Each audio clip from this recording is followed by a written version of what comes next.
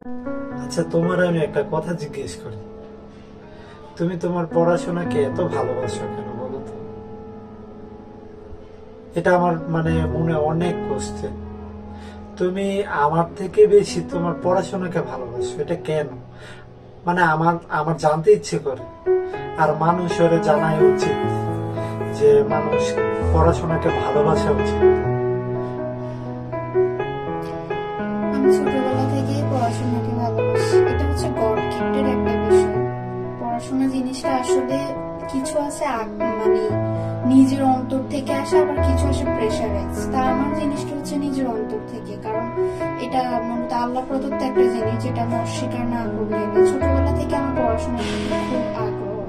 আর আমার যখনই মন খারাপ হইতো, আমি আমার বই খাতা টেবিলের মধ্যে গিয়ে বসতাম, আমার কাছে ভালো লাগা কাজ করতো। মনে হতো যে ওই জিনিসটা, এই জড় বস্তুগুলো আমার সাথে কথা বলতেছে, আমাকে কিছুটা সান্ত্বনা দিচ্ছে।